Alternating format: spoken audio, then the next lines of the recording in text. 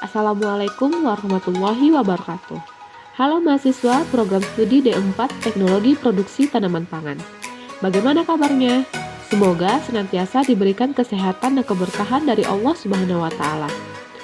Alhamdulillah, bersyukur kita kepada Allah dan salawat berikan salam kepada Nabi Muhammad SAW.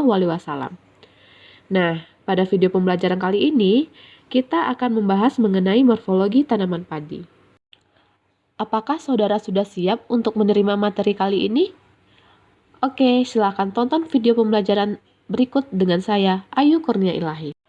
Saudara sekalian, kita akan mempelajari mengenai morfologi tanaman padi. Nah, setelah saudara mempelajari morfologi tanaman padi ini, saudara akan mampu mendeskripsikan morfologi tanaman padi dengan tepat. Sebelumnya, saya ingin menanyakan dulu, apakah saudara tahu apa itu morfologi? Sehingga nantinya kita akan mengetahui apa saja morfologi tanaman padi.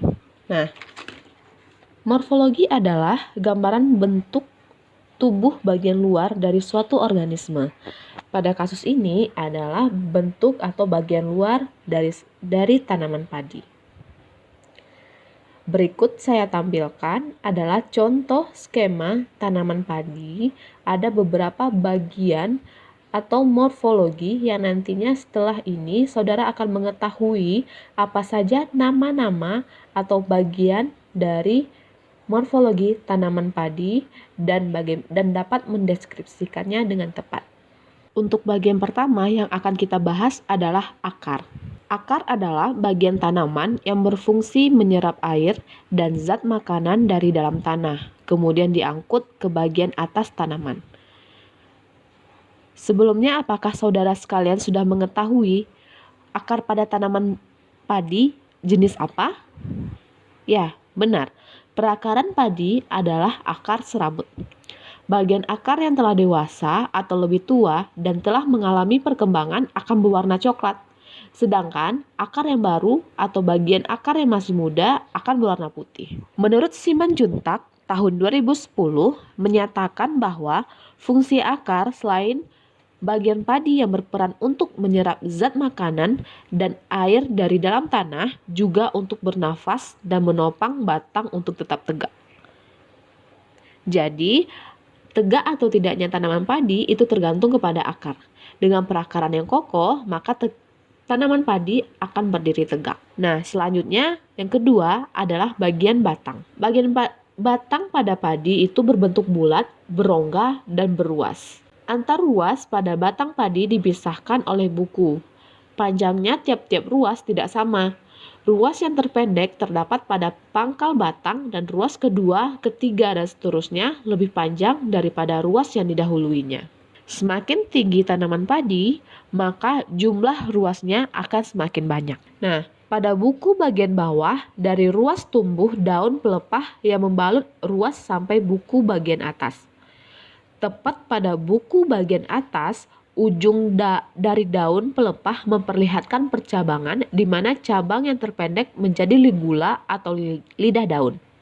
Dan bagian yang terpanjang dan terbesar menjadi daun kelopak yang memiliki bagian aurikel pada sebelah kiri dan kanan. Dan kelopak yang terpanjang dan membalut ruas yang paling atas dari batang disebut daun bendera.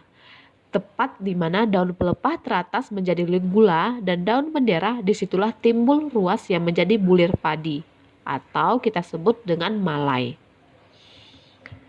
Nah, ini adalah contoh dari batang padi. Seperti yang telah kita sampaikan sebelumnya, bahwa batang padi itu terdiri dari nodus atau buku dan antar buku dipisahkan oleh internodus atau ruas. Nah, kita sudah membahas mengenai akar tanaman padi dan yang kedua adalah batang tanaman padi. Selanjutnya, kita masuk ke bagian yang ketiga, yaitu daun tanaman padi. Untuk bagian daun tanaman padi itu terdiri dari 3 bagian. Yang pertama, helaian daun. Yang kedua, pelepah daun atau kita sebut juga dengan upi. Dan yang ketiga adalah lidah daun. Untuk helaian daun, itu terletak pada batang padi dan selalu ada. Bentuknya memanjang seperti pita.